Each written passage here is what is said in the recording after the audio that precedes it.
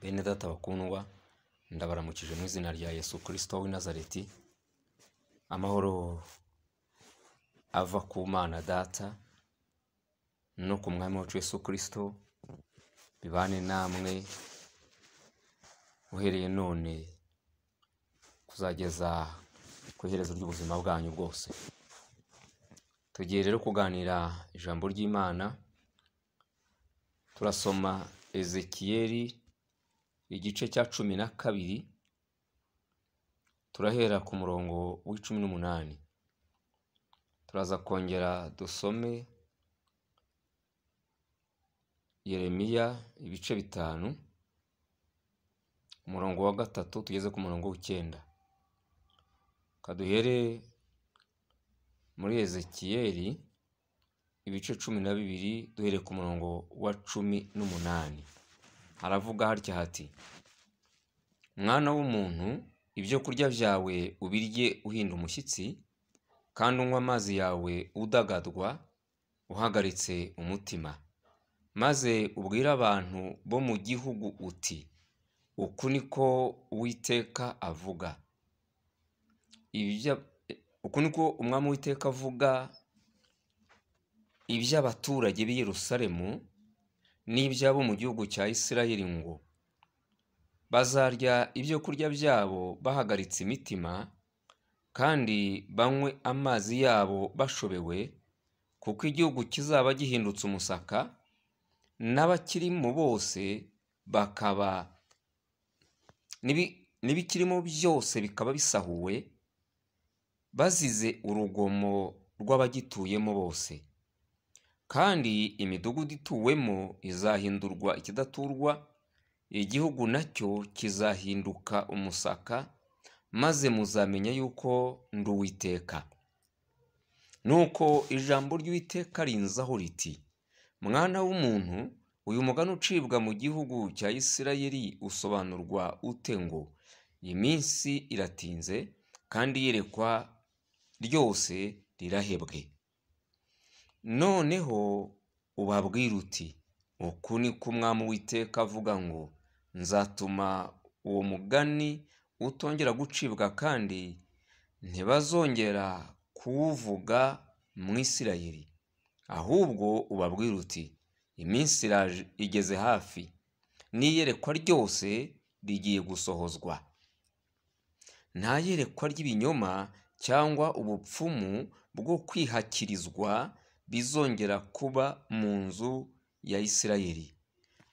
Kuko ndi Uwiteka, nzavuga, kandi ijambo nzavuga rizasohora, ntabwo rizongera kurazikwa. Kuko mu minsi yanyu mw'ab'inzu y'ubugome mwe, nzavuga kandi nzasohoza icyo navuze. Niko Umwami Uwiteka avuga. Ijambo ry'Uwiteka ryongera kunzaho riti: Mwana w'umuntu, dore ab'inzu ya Isirayeli baravuga bati, iyerekwa yabonye rizasohora bishyize kera, kandi ahanura ibihe bikiri kure cyane. Nuko rero ubabwira uti, uku niko Umwami Uwiteka avuga ngo: amagambo yanjye yose nta na rimwe rizongera kurazikwa, ahubwo ijambo nzavuga rizasohora, niko Umwami Uwiteka avuga. Tugende mu bice 5 bya Yeremiya, uhereye ku murongo wa 3 turageza ku murongo w'9. Twumve aya magambo nayo icyo atubwira. Twumve icyo Imana ivugana n'abantu bayo. Hano aya magambo aravuga ngo: Uwiteka we, mbese amaso yawe ntuyarebesha ku kuri? Warabakubise ntibababara, warabatsembye ariko banze guhanwa, bakambije mu gahanga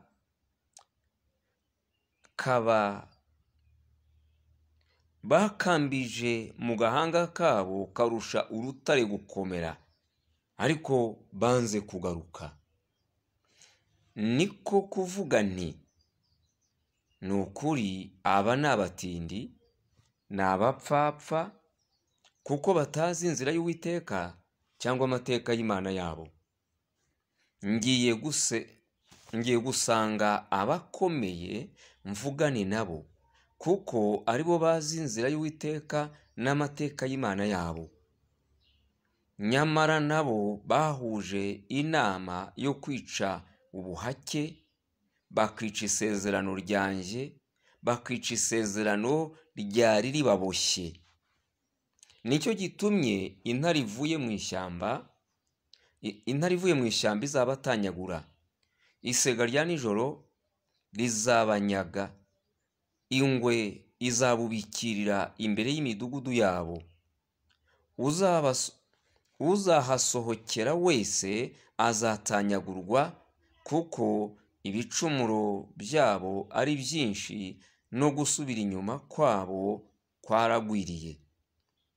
Nabasha nte kubababarira? Abana bawe baranyimuye kandi barahira ibitari Imana. Narabagaburiye, bamaze guhaga barasambana, kandi biremamo imitwe bajya mu mazu y'amaraya. Bari bameze nk'amafarashi abyibushye yiragiye, umuntu wese yivugira ku mugore w'umuturanyi we. Mbese ibyo sinabibahanira? Niko Uwiteka abaza. Kandi ubwoko nk'ubu umutima wanjye ntiwabuhora ibyo. Haleluya. Twongeye gushima Imana muri uyu mwanya mwiza yongeye kuduha, kugira ngo tuganire ijambo ryayo muri ibi bihe bitoroshye. Amagambo tugiye kuganira arabaza ngo, ese ko Imana igarutse mu Rwanda uragana he? Aya niyo magambo tugiye kuganira. Ni ikibazo dutangira twibaza.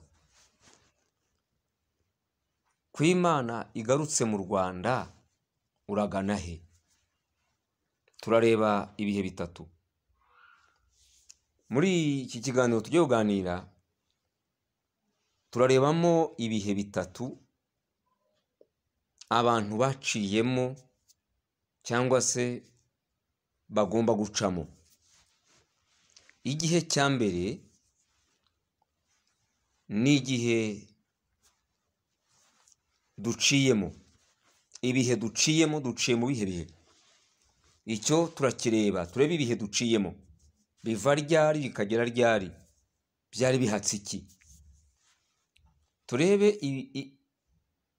igihe cya kabiri.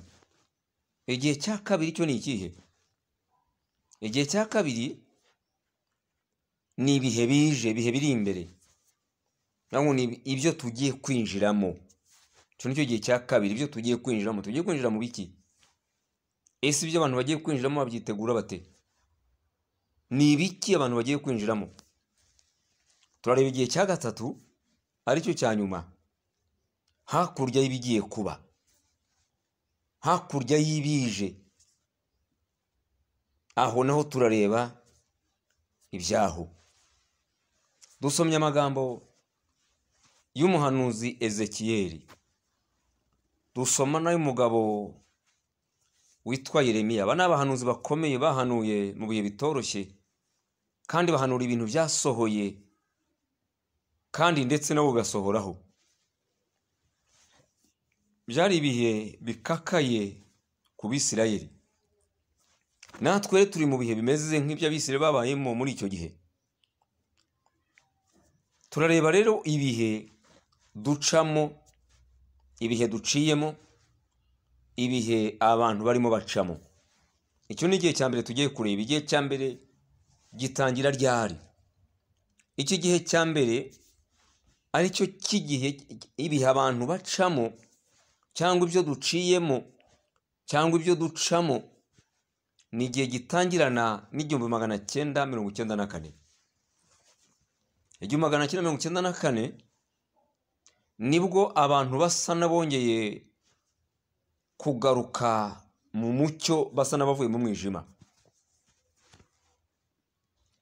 Abantu bari barahunze mu myaka ya mbere y'icyo gihe baratahutse. Hari n'abahunze muri uwo mwaka nabo baratahuka. Icyo gihe rero cy'igihumbi magana cyenda mirongo icyenda na kane kirimo ibihe bitatu. Tubona igihe cy'imyaka 10 kiva 2004 kikageza 2014. Igihumbi magana cyenda mirongo icyenda na kane kugeza mu mwaka w'ibihumbi 2004. Iyo ni imyaka 10.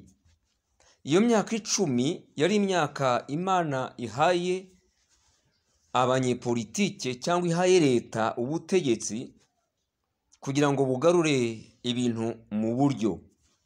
Igihugu cyari cyasenyutse, cyari kitagihari. Imana ishima ko abanyepolitike cyangwa leta, abayobozi, abategetsi bongera kugarura igihugu kikongera kubaho, kikongera kugira ubuzima. Iki ni cyo gihe cyabayemo ibintu bikomeye. Impunzi zari zarahunze mbere y'igihumbi magana cyenda mirongo icyenda na kane, abenshi barataha. Abahunze nyuma ya 94 n'abahunze 94 nabo abenshi barataha. Leta isubiza ibintu mu buryo. Abari bahungutse batahutse b'igihumbi magana cyenda mirongo itanu n'icyenda kuzamuka mu myaka yaje kageza 94, abari barahunze muri icyo gihe bari bamaze imyaka myinshi hanze, baje mu Rwanda abenshi batazi igihugu, batazi aho bajya, batazi aho bashobora gutura, batazi uko ubuzima buzagenda. Abo nta byiringiro by'ejo bari bafite, bari bakeneye ababahumuriza bakabasubizamo imbaraga, bakabereka ko ubuzima bugomba kugenda neza. Hari n'abahungutse nyuma ya 94 bari barahunze 94 bahungira hanze y'igihugu, abandi bahungira mu turere, bahungira mu ntara, bahungira hirya no hino, nabo basubizwa mu buzima busanzwe. Bongera guhabwa ubuzima, bongera guhabwa umurongo.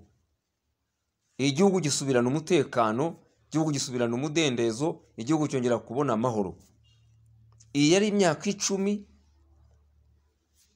ya leta kugira ngo isubize igihugu ku murongo, igihe umutekano, hanyuma kibone amahoro, ubuzima bwongere busubirane. Imyaka 10 irangiye mu bihumbi 2014, mu 2004, ntabwo ari na 14, 2004, imyaka 10 nibwo yari irangiye. Imana ihagurutsa itorero, cyari igihe cy'itorero, kugira ngo rihaguruke ryambutse igihugu, cyinjire mu bubyutse, hanyuma cyakira amasezerano. Iyi myaka 10 kuva 2005 kugera 2014, iyi yari imyaka y'itorero, kugira ngo itorero ryambutse igihugu, igihugu cyinjire mu bubyutse, ububyutse bukinjiza mu masezerano. Iyi myaka abantu bagombaga gusubizwa mu buzima bw'umwuka. Leta yari yamaze gusubiza abantu mu buzima busanzwe, yabahaye amashuri, yabahaye ubuvuzi, ibahaye amazu yo kubamo, ibacungiye umutekano, irimo irabaha uburyo bwo kurya no kunywa, irabaha uburyo bwo kuryama. Ibyo isabwa gukora irimo irabishyiramo imbaraga kubitunganya. Iki gihe rero cyo kuva mu 2005 kugeza mu 2014 cyari igihe cy'itorero kugira ngo risane imitima y'abantu yakomeretse, imitima y'abantu yasenyutse. Ryagomba gusana imitima yasenyutse. Reka turebe icyo Ezekiyeli atubwira mu gice cya 22 uhereye ku murongo wa 23 turageza ku murongo wa 31. Aya ni amagambo Ezekiyeli Imana imutumye kubwira Abisirayeli kugira ngo barebe niba ibintu yabatumye barabitunganyije, barakoze ibintu nk'uko byagomba gukorwa. Natwe tugiye kureba n'ibyo Imana yadutumye gukora icyo gihe twarabitunganyije, ubu ngubu tukaba ntacyo tubazwa, tukaba ntacyo turegwa. Turimo turareba igihe cya mbere ari cyo gihe cy'ibyo ibihe twaciyemo, nicyo turimo ubu ngubu. Icyo gihe twaciyemo cyangwa igihe ducamo navuga ngo kirimo ibihe bitatu, kirimo ibyiciro bitatu. Ntabwo ari ibihe, ni ibyiciro bitatu. Icyiciro cya mbere ni igihe cy'imyaka 10 Imana yahaye leta kugira ngo isubize igihugu ku murongo, igihe umutekano, abagituye babona umudendezo, ubuzima bwongere gusubirana. N'imyaka 10 yo kuva 2005 za 2014 yahawe itorero kugira ngo itorero ryambutse igihugu rikinjize itorero ryinjize igihugu mu bubyutse, ububyutse bukinjize mu masezerano. Igihugu cyinjire mu bubyutse, ububyutse bugiheshe kwinjira mu masezerano. Ezekiyeli atubwiye ngo nuko rero, nuko ijambo ry'Uwiteka rinzaho riti, mwana w'umuntu, ukibwira uti, uri igihugu kitabonejwe, kitavuwe imvura ku munsi w'uburakari bukaze. Abahanuzi bacyo bakigiriyemo ubugambanyi, nk'uko intare itontoma igiye mu muhigo, nk'uko intare itontoma igiye mu muhigo, bamize ubugingo bw'abantu. Ubutunzi n'ibintu by'igiciro cyinshi barabitwaye, bapfakaje benshi bo muri cyo. Abatambyi bacyo bishe amategeko yanjye ku rugomo, baziruye ibintu byanjye byera. Ntibashyize itandukaniro hagati y'ibyera n'ibitejejwe. Ntibamenyesheje abantu gutandukanya ibyanduye n'ibitanduye, kandi n'amasabato yanjye barayirengagije, maze nsuzugurirwa muri bo. Ibikomangoma byo muri bo bimeze nk'amasega agiye mu muhigo, bivusha amaraso, bikarimbura ubugingo bw'abantu, kugira ngo bibone indamu y'uburiganya. N'abahanuzi baho babihomesheje ishwagara idakomeye, bakabona iyerekwa ry'ibinyoma, kandi bakabahanurira ibinyoma bavuga bati, uku niko umwami Uwiteka yavuze, kandi Uwiteka ari ntacyo yavuze. Abantu bo mu gihugu bagize urugomo, bakajya bambura, ndetse bakagirira nabi abakene n'indushyi, n'uwigendera bakamurenganya. Kandi nashatse umuntu muri bo wasa n'inkike ngo ahagarare imbere yanjye mu cyuho, ahagarariye igihugu kugira ngo ntakirimbura, ariko ntawe nabonye. Nicyo cyatumye mbasukaho uburakari bwanjye bukaze, mbakongeresha umuriro w'umujinya wanjye, maze imigenzereze yabo nyiherereza ku mitwe yabo, niko umwami Uwiteka avuga. Imana ihagurukije itorero kugira ngo ryambutse igihugu, cyinjire mu bubyutse, ububyutse butwinjiza mu masezerano. Nari mvuze icyiciro cya mbere cy'imyaka 10 ya leta n'Imana, mvuga n'icyiciro cya kabiri cy'itorero ryambutse igihugu. Hari icyiciro cya gatatu cyo kuva mu 2015 kugeza magingo aya, kugeza none, aho Imana yimutse mu nsengero, Imana yimutse mu gihiriri, Imana yimutse muri ba bantu b'uruvange, ubu ikaba ari igihe cyayo n'umuntu ku giti cye. Iki ni igihe cy'imibanire y'umuntu n'Imana. Ntabwo ari igihe cy'Imana ya rusange, si igihe cy'Imana y'akavuyo, si igihe cy'Imana yo mu nsengero. Iki ni igihe cy'umuntu n'Imana ye. Iki ni igihe cy'imibanire y'umuntu n'Imana. Icyo ni icyiciro cya gatatu dusanga muri ibi bihe duciyemo. Aha hantu rero Imana imaze guhagurutsa itorero kugira ngo ryambutse igihugu cyinjire mu bubyutse, cyakira amasezerano, itorero rirashakwa rirabura. Hano Ezekiel aratubwiye ngo abahanuzi bo muri iki gihugu ntabwo cyabonejwe. 23 ngo nuko ijambo ry'Uwiteka rinzoho riti, mwana w'umuntu, kibwira uti uri igihugu kitabonejwe, kitavuye imvura ku munsi w'uburakari bukaze. Igihugu kitabonejwe nuvuga ngo ntego kiboneye, kiranduye, kirahumanye. 9 hamenetse amaraso menshi mu gihugu. Igihugu kinywa amaraso, bigitera kuvumwa. Ubutaka buravumwa, ibiti biravumwa, ibintu biravumwa, byageze naho n'ibisiga birapfa, n'imbwa zirapfa. Ngo ibintu n'abantu byose byarajyanye kubera ko igihugu cyavumwe, kikaba cyamennye amaraso. Abantu bagituyeho bavumye, n'ibikiriho byavumwe, n'ubutaka buravumye. Iki ni igihugu gihumanye.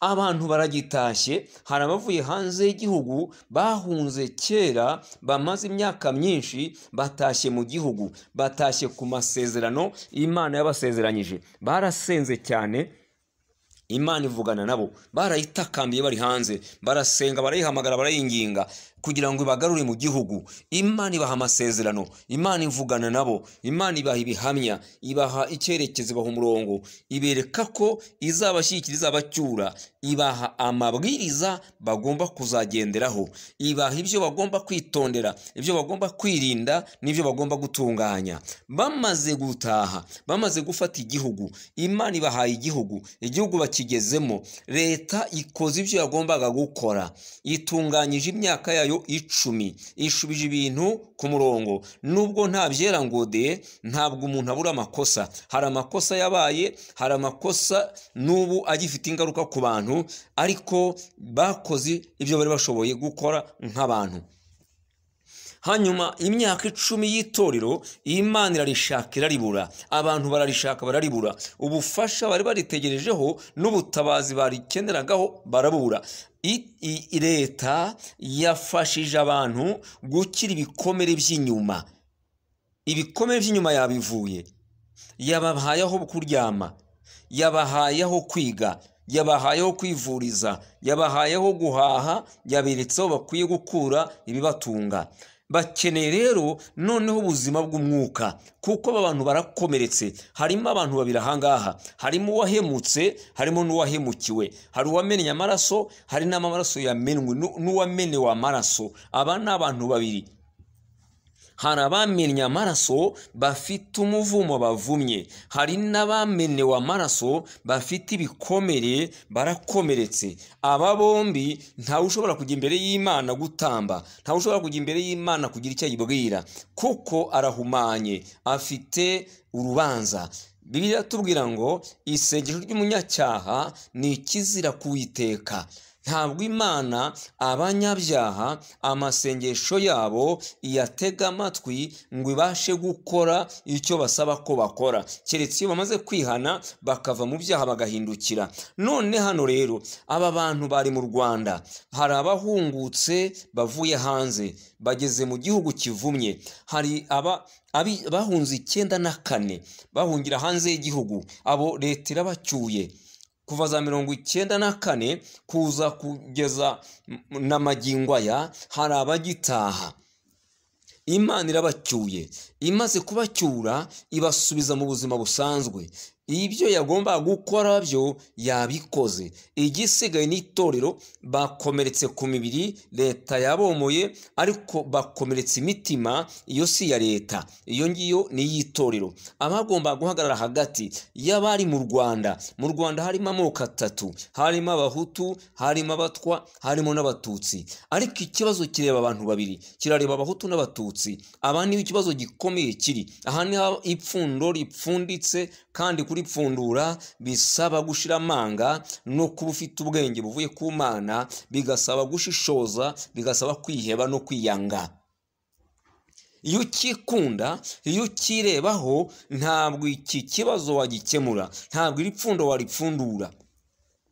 Ikibazo kiri hagati y'Abanyarwanda, abahutu n'abatutsi, iki kibazo ni ikibazo gikomeye. Hari abahunze muri za 59 kuzamuka, imyaka yagikurikirana, abo bahunze ku kibazo cy'abahutu n'abatutsi. 94 ikibazo cyabaye ni ikibazo cy'abahutu n'abatutsi. Aba bantu rero bari bakeneye ubahagarara hagati. Ezekera tubwiye ngo iki gihugu kirahumanye, ntabwo cyahumanuwe ku munsi w'uburakari bukaze. Noneho icya kabiri ngo nticyavuwe imvura. Icya mbere nticyahumanuwe, icya kabiri nticyavuwe imvura. Kuvuvirwa imvura ni iki? Ni uguhabwa umugisha. Ntabwo cyahawe umugisha, ntigishobora guhabwa umugisha kandi kivumye. Imivu y'amaraso iracyagitembamo. Abavuye hanze basenze Imana, ibaha amasezerano, ibabwira ko izabacyura, ibaha ibihamya bazagenderaho, ibaha amabwiriza, ibaha umurongo, ibabuza ibyo bazitondera, ibereka n'ibyo bakwiye kuzakora. Bamaze kugera mu gihugu, abenshi muri bo turabashaka turababura, tuyoberwa aho bagiye. Igihugu kirabamira kubera ko igihugu cyuzuye amaraso. Bageze mu gihugu bacubira mu ivu y'amaraso, turababura. Abari bagifite amoko muri bo, abari bagifite gukunda isi, abari bagifite irari ry'ibyo hanze, bageze mu gihugu, iyi mivu y'amaraso irabatembana, turabashaka turababura. Mu mwanya wo kugira ngo baze bahagarare hagati y'abahutu bo mu Rwanda n'abatutsi bo mu Rwanda, bari bamaze guhemukirana, ahubwo bajya gusenya insengero no kuzikingura, bajya kubohoza. Ahari handitse Eglise bahakuru bashyiraho cyaki, ahari urusengero bahava no bashyiraho ikanisa, bahindura indimi. Aha ni ikibazo gikomeye. Imana ibyo yabatumye si ukuza kubohoza insengero no gushinga amadini menshi, yabatumye kuza guhumanura igihugu no kweza abagituye. Ariko si wo murimo bakoze. Baraje bigira mu byabo, bajya mu nyungu z'isi, bajya mu by'isi nayo irimo ikora. None aba bantu bahemutse n'abahemukiwe, abahemutse bamenya amaraso, bafite umuvumo, baravumye, bafite amaraso ku biganza. Hari abahemukiwe bafite ibikomere, bafite hahamuka. Aba barahungabanye, bakeneye ubahagarara hagati akabunga ubwabo, hanyuma kongera akabunga n'Imana. Uwari kubikora ninde? Ni abangaba bari bavuye hanze, basenze Imana, Imana ikabacyura, ikabaha igihugu, ikavugana nabo, ikabaha ibimenyetso, ikabaha ibihamya, ikabaha amabwiriza uko bakwiye kuzitwara bageze mu gihugu. Ibabwira ngo muzirinde kwibagirwa, muzirinde gusa n'abandi, muzirinde gukora ibyo abandi bakoze. Bageze mu Rwanda rero kugira ngo bahagarare nk'abatambyi b'Imana, baje nk'abapastori, baje nk'abahanuzi, baje nk'abavugabutumwa, baje nk'abatambyi b'Imana, binjiye mu ishyanga ryahemutse, binjiye mu gihugu cyahemukiwe, binjiye mu gihugu cyamenetsemo amaraso. Bagomba guhagarara bagafata umwanya wo kweza igihugu, hanyuma bagahumanura abagituye, bakunga abahutu n'abatutsi bo mu Rwanda kuko bahemukiranye. Nabo ubwabo hari ibyabarangaga, nabo hari ibyo bari bafite byabo, nabo bagombaga kwiyunga ubwabo kugira ngo batahe mu gihugu gishya, ishyanga rishya rigiye gutura igihugu, rigiture ridahumanye, ahubwo ryiture rihumanutse. Imana nibareba isange ari abari basanzwe mu gihugu, ari n'abandi batahutse, ntawe ufite umugayo. Bakunde bahagarara imbere y'Uwiteka, bashyireho igicaniro kimwe, igicaniro cy'Uwiteka kimuramya kikamuhimbaza ku manywa na nijoro. Niwe ubacyuye mu gihugu, niwe ucyuye abari bahunze 94, ni wongeye kubunga no kubasubiza ibyo bari barabuze, ni wongeye kubagira umwe. Ntabwo bagomba kujya mu bindi, bagomba guhagarara bakunga igihugu n'Imana, bakunga abagituye na bagenzi babo. Abavuye hanze rero nibo bari bafite izi nshingano, uyu murimo ni wari uwabo, kuko nta maraso bari bafite ku ntoke nk'abari babaye mu gihugu, nta n'ibikomere bari bafite ku mutima nk'abahemukiwe bari mu gihugu biciwe cyangwa batemwe ariko bakarokoka. Nubwo hari ingaruka zabagezeho, hari imiryango yabo yahuriyemo n'ishyano, yahuriyemo n'akaga, yahuye n'aya mahano, hari ibyago nabo bagize ibibazo bahuye nabyo, ariko ntibameze nk'ababibayemo. Abantu bagomba kuza bagahagarara hagati y'umuhutu wo mu Rwanda n'umututsi wo mu Rwanda, bakongera kubunga kandi bakabunga n'Imana, bakeza igihugu kigahumanuka, bakagisabira umugisha, noneho umugisha w'Uwiteka ukakirurukaho, bagashyiraho igicaniro kigomba kuramya Imana, kikayihimbaza, kitareba ubwoko, kitareba uwavuye hano uwavuye hariya. Aho gukora ibyo rero nabo bigiriye mu bindi. Ya myaka 10 ibyo kubohoza insengero, ya myaka 10 ibyo kwitana amazina, ya myaka 10 ibyo kuvurungana barwanira inkunga n'imfashanyo ziturutse hirya no hino. Kuko abahungutse b'94 uko bagiye bataha, bagiye baza mu nsengero zabo, bakirukana bari bazibohoje, kuko bari bafite ibyangombwa byazo. Bavuga bati insengero zari zacu, dore ibyangombwa byacu, dore tubyubaka, dore bije twakoze, dore abazubatse ngaba, dore ibyangombwa leta yaduhaye. Bakaza bakabirukanamo. Hatangira iyo ntambara, hatangira ayo macakubiri, hatangira iyo myiryane, abantu ba muri ubwo buzima. Igihugu kugira ngo bakeze bagihumanure, abantu batangira kwitana amazina atariyo, barasebanya, bahindurana abanzi. Iyi ni imyaka 10 y'itoro ryasinziriye, riyipfusha ubusa, aho kugira ngo ribyaze umusaruro, rikora ibyo ryagombaga gukora, ryatakaje umwanya. Hano rero Ezekiel atubwiye ngo igihugu nticyabonejwe kandi cyavuwe imvura ku munsi w'uburakari bukaze, cyamaze kumena amaraso nticyahumanurwa, kandi umugisha w'Imana ntushobora kubona huza. Iyi mvura ni ikimenyetso cy'umugisha, ntushobora kubona huza, kubera ko igihugu kiratembamo amaraso. Insengero zirimo amaraso, abandi barimo barazibohoza, bararwana bashaka gutangira umugisha mu ivu y'amaraso. Nta mugisha ushobora kuboneka abera amaraso y'abagitaka aba ko ahorerwa. Bagomba kubanza kweza igihugu. Aratubwiye Ezekiel, Imana ivuganye nayo ngo mwana w'umuntu, dore abahanuzi bo muri cyo bakigiriyemo ubugambanyi, baratontoma nk'intare igiye mu muhigo. Iyo bashaka amafaranga, iyo bashaka ubutunzi, iyo bashaka ibintu mu bayoboke babo, aratontoma kugira ngo agukange, yamara kugukanga ugakunda ukazana bya bindi ashaka kumuha. Hano tuvuga ngo baratontoma nk'intare igiye mu muhigo, bamize ubugingo bw'abantu. Ibintu uzanye ibintu baramushyira imbere bakamuha ijambo, utabifite bakamusunika. Ntabwo bitaye ngo uyu muntu ese ni umuntu w'Imana arakiranuka. Ibyo ntibabireba, ntibareba ko afite ibyaha, ntibareba ko yihannye, ibyo ntacyo bibabwiye. Yesu niwe mugabo twirongoreye. Imana ivana Isirayeli Egiputa itwara Kanani, yarabwiye ngo nige mugabo wanjye wabirongoreye. None aha rero haravuga ngo ubugingo bw'abantu barabumize. Bamira ubugingo bw'abantu bate? Yesu yaradupfiriye kugira ngo tubone ubugingo buhoraho. Ubugingo bw'umuntu bwarapfuye. Abantu bamaze kumena amaraso, ubugingo bwarapfuye. Babandi bakomeretse, bafite ibikomere, bafite ihungabana, ubugingo bwarapfuye. Bakeneye abantu baza bakabahagarara hagati, hanyuma umwe wamenye amaraso bakamwihanisha, yamara kwihana agasanga uwo yahemukiye, akamwikubita imbere akamusaba imbabazi, hagatangira urugendo rwo kubabarira no gutanga imbabazi. Abantu bakabona uko batangira gukira ibikomere no gusohoka mu ihungabana. ariko uwo murimo ntiwabaye, ahubwo leta niyo yaje kubikora ishyiraho amatsinda y'amasanamitima n'ubwiyunge, nabyo bikorwa nka politike, ntabwo byakozwe bishingiye mu iyobokamana. Hari imiryango imwe ya gikirisitu yagiye ibijyamo ariko atari impuhwe z'abantu, atari inyungu z'ubwami bw'Imana, kuko harimo amafaranga, kuko harimo ibiryo, kuko harimo inyungu, babyinjiramo batyo, babikora gusa bashaka amaraporo kugira ngo bibonere amafaranga, ariko ntibabikoze nk'abasunitswe n'urukundo rw'abantu b'Imana n'umutima usunitswe n'Umwuka Wera. Rero iki ni ikibazo cyakomeye.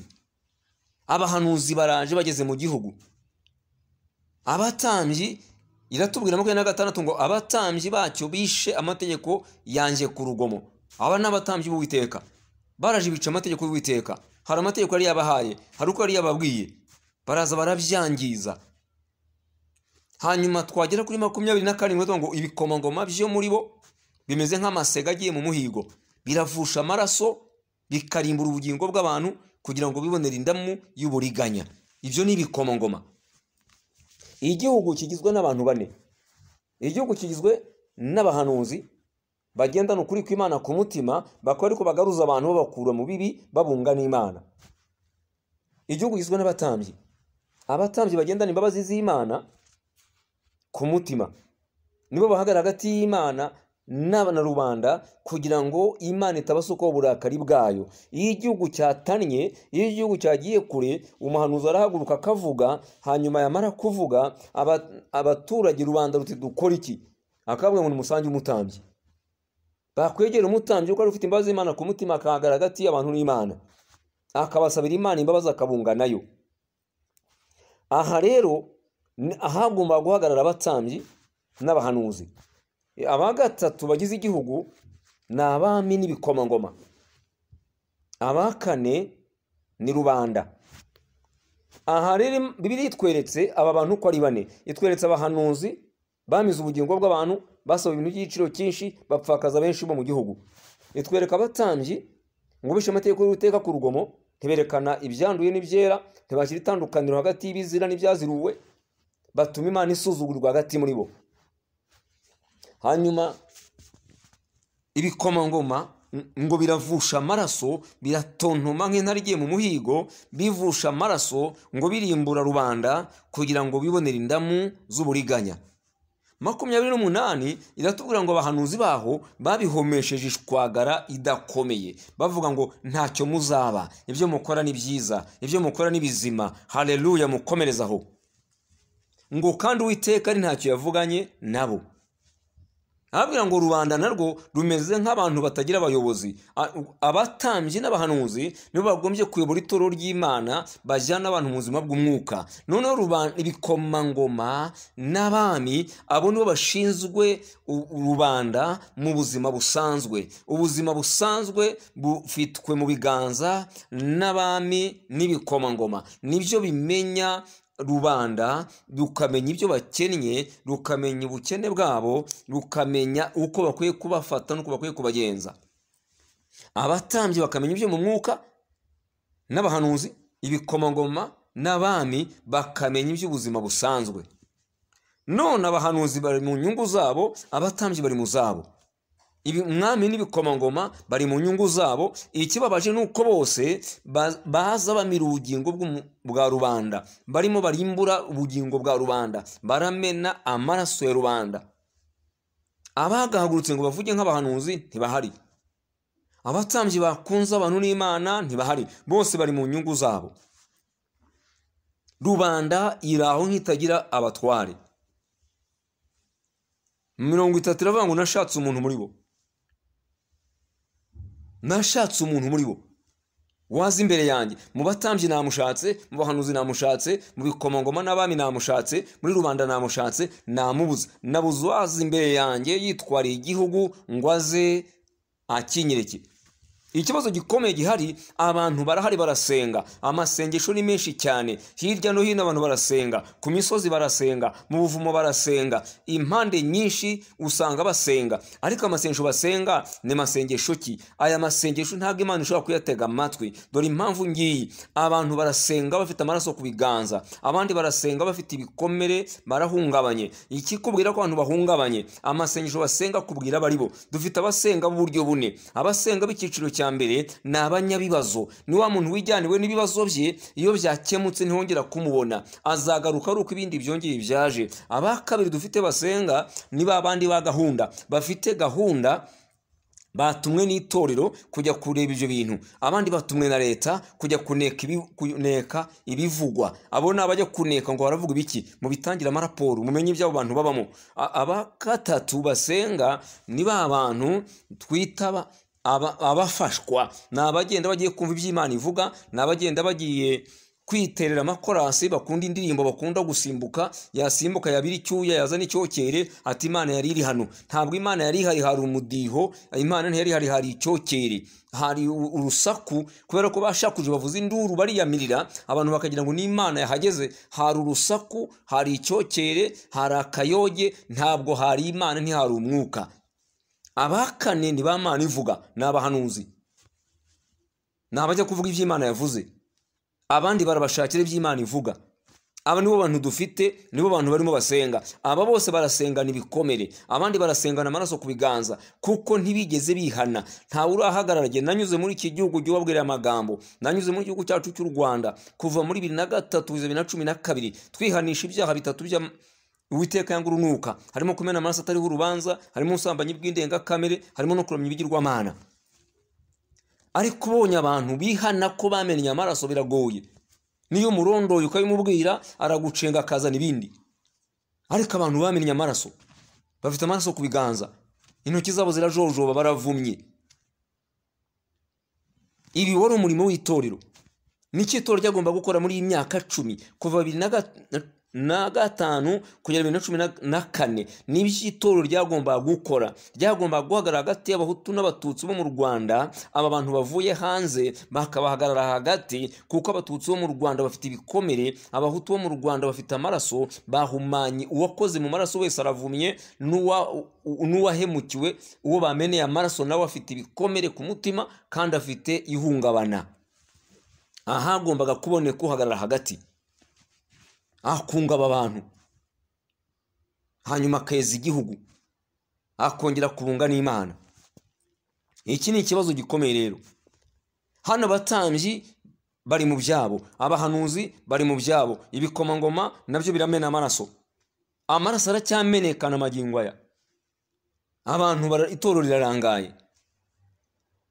Tugeze 2014 mu kwezi kwa 12 tariki 17, Imana iratubwira ngo irimutse mu nsengero, yimutse mu gihiriri cy'abantu, yimutse muri cya kivange, yimutse muri ba bantu hirya no hino, ngo igiye kubana n'umuntu ku giti cye. Iki ni igihe cy'Imana, ni igihe cy'imibanire y'Imana n'umuntu ku giti cye. Iki ni igihe kitoroshye rero. Turi mu gihe Imana ibana n'umuntu ku giti cye, itagishakirwa muri cya kivange no muri cya gihiriri. Iki ni cyo gihe rero abantu bicayemo. Imana irimo iratuburira, Imana irimo iravugana natwe, iratubwira ngo ese kwigarutse mu Rwanda uragana he? Imana kwigarutse mu Rwanda urajya he? Urakora iki? Urabigenza ute?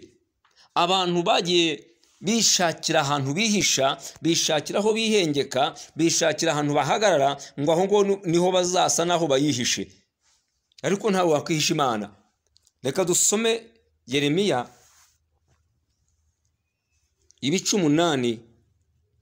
8:11-13. Amagambo y'umuhanuzi Yeremiya 8:8 umurongo wa 11 kugeza kwa 13. Twumve icyo Imana yavuganye nawe kugira ngo abwira Abisirayeli. Yaravuze ngo uruguma rw'abantu banjye barwomoye baruca hejuru, bavuga bati ni amahoro ni amahoro, ariko rero nta mahoro ahari. Mbese hari isoni bagize bamaze gukora ibyaha? Oya. Bamaze gukora ibizira? Oya.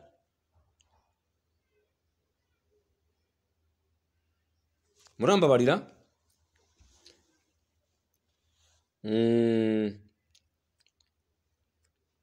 Ni haruguru gato.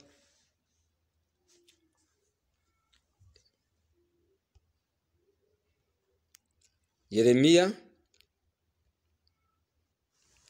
ibice 2, nari nibeshye, umurongo wa 11 kugeza kwa 13. Haravuga ngo mbese hari ishyanga ryakunda kugurana imana zaryo kandi atari imana? Ariko abantu banje baguranye icyubahiro cyabo ibitagira umumaro. Wumirwe kubw'ibyo wajuruwe, ufatwe n'ubwoba bukabije, wihebe cyane, nuko Uwiteka avuga. Kuko abantu banje bakoze ibyaha 2. Baranyimuye, icyo ni icyaha cya mbere, kandi ari je soko y'amazi y'ubugingo. Icyaha cya 2, kandi bikorogoshoreye ibitega mu bitare, ndetse ibitega bitobotse bitabasha gufata amazi, ntabwo bikomeza amazi. Icyaha cya mbere ngo bimuye Uwiteka. Icyaha cya 2 ngo bikorogoshoreye ibitega mu rutare, ndetse ngo ni ibitega bitobotse bitabasha gutega amazi. Igitega ku bantu bo hambere, abikiye bashobora kuba batabizi, ni ahantu yobonaga ahantu hari ubucumuvu w'amazi cyangwa ahantu hakunda kureka amazi y'imvura, bahacukuraga ikinogo, noneho ya mazi yose akaza akirundamo. Icyo nicyo bitaga igitega. Bakaza kuyavoma bakayakoresha ibyo bashaka gukora, abashaka kubaka, abashaka kugira indi mirimo bakora, bakifashisha ayo mazi. Icyo nicyo bitaga igitega. Ni ikinogo bacukuraga ahantu hakunze kunyura umuvu w'amazi, kugira ngo ya mazi bayabonere hafi atabavunnye. Imana rero ibwiye Yeremiya ngo Abisirayeli bimuye Imana, bimika ibindi bintu bitari Imana, ngo icyubahiro cyabo barakiguranye, bakigurana ibitafite umumaro. Ngo wumirwe wajuruwe, ufatwe n'ubwoba, uhinde umushyitsi. Kubera ko icyubahiro cy'Uwiteka cyavuye ku bantu. Arabwira ngo kuko abantu banje bakoze ibyaha 2. Cya mbere baranyimuye, icya 2 bitoboreye, bicukuriye, bifukuriye, ngo igitega kitabasha gufata amazi, igitega gitobotse. Abantu benshi bafite ibitega bagiye bicukurira. Ku bantu bo hambere muri za 93 na 2, abantu bamaze kubona amarenga y'ibigiye kuba, batangiye kubona ko ubuzima mu gihugu bumeze nabi, ndetse ejo hashobora kuzaba intambara. Batangiye kugira aho bagana. Bamwe bagenda bajya mu mashyaka, buri wese agira igitega cye yinjiyemo. Haba imyigaragambyo, ugasanga hari umuntu ufite amakarita y'amashyaka yose ari mu gihugu. Yasanga bamwe bigaragambiriza hano, bati uruwihe muyoboke, agakuraho ikarita yabo akaba ari yabereka, kongera akayibika. Yagera mu bandi akabigenza atyo. Aza ati genza abacanga, ntawe uzamenya homba. Ariko 94 mu kwezi kwa 4 ngo yikubitemo, ya makarita yapfiriye abantu gusa. Abo bari baritoboreye ibitega ariko bitabasha gufata amazi. Abantu bafite ahantu bari baragiye basesera, bikingamo, bipfukura ibyo bitega, ariko ntacyo byamaze. Nubure muri iki gihe abantu bifukuriye ibitega, bitobore, bicukuriye ibitega bitabasha gufata amazi, barabikorogoshoye, barabifite. Abari hanze y'igihugu bafite ibyabo bakorogoshoye biberamo. Ngo jibwo ndi muri abangaba, aba nta miziro bafite, aba nta maraso bari ku ntoki. Ntawe udafite amaraso. Umuntu wese uzi ko afitanye urubanza n'Imana afite amaraso. N'Imana yagwaye inshingano ntuzitunganye, yaragushinze rubanda ukabahemukira, ubugingo bwabo irabukubaza. Abari mu gihugu nabo bafite ibyabo bitoboreye biberamo. icyenda mirongo kuva muri za 75 kugeza 94 twari dufite ubwato bwambutsaga abantu. Ubwo bwato bwitwaga Muvoma cyangwa Emerenide. Ntabwo tuzi aho bwabajyanaga, ariko bwari ubwato ngo bw'Abanyarwanda bubambutsa bukabambutsa mu nyanja y'ubukene. Ubwo bwato abantu babubayemo, ariko 94 ntacyo bwabamariye. Umupilote wabwo, ndavuga umushoferi wabutwaraga, nawe yarohamanye nabwo. Yesu yaramanutse aza kubaza ubwo bwato bujyanye abantu, aje kubabaza aho ubwato bujyanye abantu, ahuye nabwo burarohama, na pilote wari ubutwaye arohamana nabwo. Ubu rero natwe muri iki gihe kuva mu 1994 kugeza amagingo aya dufite ubwato bushyashya, ubwato bujyanye n'igihe, ubwato bw'ikoranabuhanga bwitwa Titanic. Ubu bwato burimo abantu benshi. Ubu bwato n'ubwabaye bwa buri muntu wese, ngo n'ubwato bw'Abanyarwanda. Sinzi aho butandukanira n'ubwa mbere. Ubwo bwato bwitwa FPR, umuryango w'Abanyarwanda. Ubu n'ubwato bushyashya ngo bujyanye abantu Singapore. Titanic, ubwato bushyashya bujyana abantu Singapore. Iki ni igitare gikomeye abantu bikorogoshoreye bakaba bakicayemo. Ukirimo wese rero azi ko adashobora kunyeganyezwa n'Imana, azi ko urupfu rutamuhangara, azi ko Imana itamutinyuka, azi ko ijuru ritamukoraho, azi ko nta cyamutinyuka haba ku isi haba no mu ijuru. N'urupfu bazi ko barurangije, bazi ko udashobora kubegera. Ariko iki ni igitare gitobotse kidashobora gufata amazi. Ku munsi w'uburakari bw'Uwiteka iki gitare nticyafata amazi. Umva uko Ezekiel atubwiye mu bice 12, aravuze ngo yewe mwana w'umuntu, ukibwira uti abaturage bagutuyeho bagiye gushoberwa, barya ibiryo byabo badagadwa, banywa amazi yabahinda imishyitsi. Aya ni amagambo Ezekiel Imana imutumye ngo agende abwira abatuye igihugu. Aravuga ngo ese Imana kwije kwigarutse mu gihugu, ese murahungira he? Ko mwagiye muri FPR mukicaramo, muri mu muryango w'Abanyarwanda, mwicaye muri Titanic. Ese kwinkuge yitwaga Emerenide, ubwato bw'Abanyarwanda, ko bwashwanyutse bwahuye na Yesu burarohama, n'amagingo ya ntiburagaruka. Ese ubwo nibuhura na Yesu aje kububaza icyo bwakoze kuva 94 kugeza amagingo aya, aho buzarokoka? Aba burimo muzagana he? Aba bwicayemo murajya he? Hari abafite ubwabo nabo bishyiriye hanze, bari hanze y'igihugu, nabo bafite ubwabo biremeye, bikorogoshoreye nabo bindi bitare, nabo babyicayemo. Baribwira ngo nta cyabashobora, ngo nta cyabahangara. Ese iki cyashenye ubwato bwa mbere kikaba kigiye gusenya ubu ngubu bushyashya bwa Titanic bujyana abantu Singapore?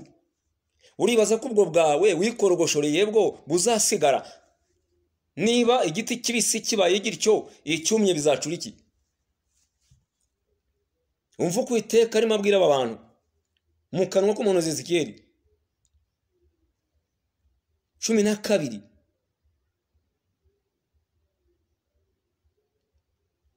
Ngo nuko rero weho umwana w'umuntu,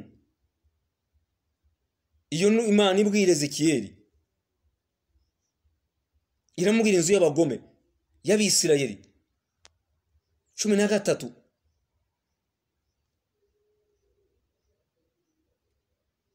Yewe ngo nibarye bahinda imishyitsi. 13 iramubwira ngo 12:13 ngo kandi nzamutega ikigoyi cyanjye, afatwe n'umutego wanjye, nzamujyana i Babuloni mu gihugu cy'Abakarudaya, kandi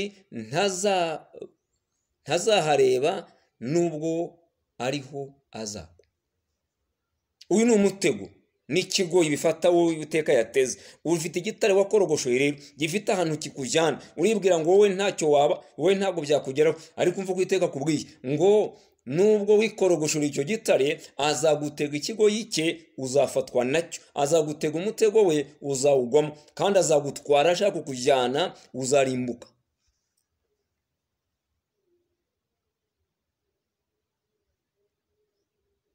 Ndagira ngo twumve neza aya magambo. tuyatege amatwi tuyakurikirane, twumve icyo Imana ivuga n'abantu bayo. Imana irashaka iki? Imana iratubaza iki? Hano iramwe ngo genda ubwire abo bantu rero, ubwo umutego bari imbere, ubwo ikigoyi gihari, ibitare bikorogoshoreye ntacyo bizabafasha, ntabwo bizafata amazi. Yabwe ngo genda ubabwire ngo mwana w'umuntu we, ibyo kurya byawe ubirye uhinda umushyitsi, kandi unywa amazi yawe ushobewe, udagadwa, uhagaritse umutima. Maze ubwire abantu bo mu gihugu uti, uku niko Umwami Uwiteka avuga, ibyo abaturage b'i Yerusalemu n'ibyabo mu gihugu cya Isirayeli ngo bazarya ibyo kurya byabo bahagaritse imitima, banywe amazi yabo bashobewe, kuko igihugu kizaba gihindutse umusaka, n'ibikirimo byose bikaba bisahuwe, bazize urugomo rw'abagituyemo bose. Kandi n'imidugudu ituwemo izahindurwa ikidaturwa, igihugu nacyo kizahindurwa umusaka, maze muzamenya yuko ndi Uwiteka. Ibyo abantu bibwira rero, ibyo abantu biyubakiye, ibyo abantu bicayemo, ibyo abantu baturijemo, byose igihe cyabyo kirageze. Igihe cyabyo ni gito kugira ngo birangire. Uragana he Uwiteka kwaje? Ubwo Uwiteka aje urabigenza ute? Reka nkubwire mwana w'umuntu, uteze amatwi y'amagambo.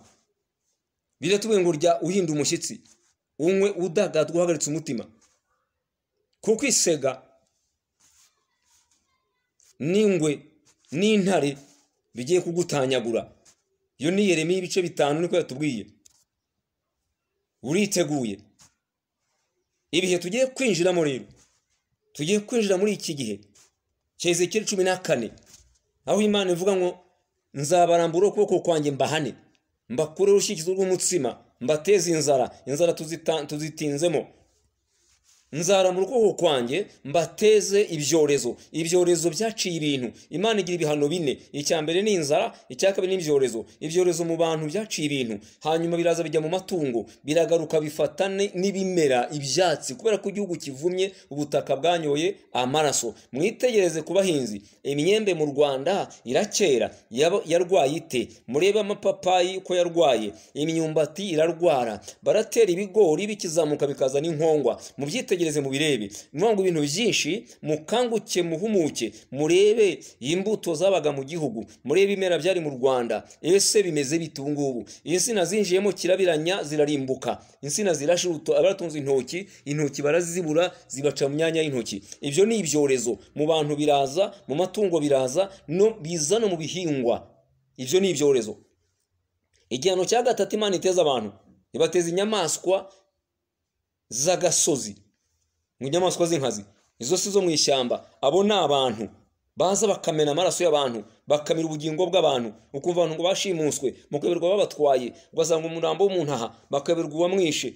Abantu bagakuka umutima, igihugu kikaba nk'icuraburindi, kigatura mu bwoba, kuko abantu barashimutwa, abantu baricwa, hari ibintu byinshi biteye ubwoba bituma abantu bakuka umutima, no kuvuga ntibashobore kuvuga. Umubyeyi aratinya umwana, umwana agatinya umubyeyi, umugore aratinya umugabo. Ibintu byabaye ibibazo, kuko buri wese yabaye ijisho rya mugenzi we.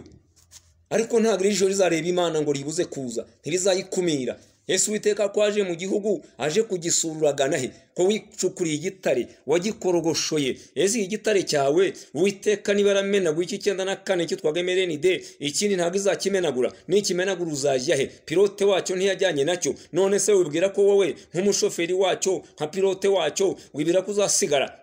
Ubwato bwose wicukuriye, ubwato bwose witoboreye, ubwato bwose wiyubakiye, yewe nushaka kuba ufite indaki, Imana izakuvanamo. Nushaka kuba ufite imbunda, Imana izazikwambura. Nushaka kuba urinzwe cyane, Imana izabuza abantu kugira ngo barebe intumbi yawe aho igaramye ku gasozi. Bantu mukanguke, mwihane. Icyo Imana ikeneye ni iki? Igihe kije, hirya y'ibyo tugiye kwinjiramo, hakurya y'ibihe, hakurya y'ibigiye kuba, Imana yagukeneye ngo wihane, uhindukire, usabe imbabazi, uve mu nzira mbi. Imana hari yakugirira imbabazi. Niba yanagucyura, izagucyure wera. niba unarokotse uzarokoke uri muzima, ubugingo bwawe ari buzima. Imana iragushaka rero. Ndagira ngo mbabwire abantu b'Imana, iki ni igihe gikomeye kiremereye. Imana ije kubarana na buri muntu wese, uwo uri we wese izagusura. Iryinyo rizahorerwa irindi, inzu izahorerwa indi, itungo rizahorerwa irindi, ubutaka buzahorerwa ubundi, umuntu azahorerwa undi. Ibyo wakoze nibyo nawe uzakorerwa, ibyo wakoze bizakugaruka nawe. Nyamuneka witonde, witegereze, ugarure amaso inyuma, wigenzure, urebe ubuzima waciye muri ibyo wakoze. Ibyo wakoze Imana izabikugarura ku mutwe, imigenzereze yawe yose nizagusubiza ku mutwe. Reka ngufashe kwakira umwami Yesu utaramwakira. Subiramo amagambo uti: Mwami Yesu, shiye bugufa aya masaha numvise ijambo ryawe. Ndagusabye ngo umbere umwami n'umukiza, ngo haye umutima wanjye ngo uwuturemo, mbabare ibyaha byanjye byose,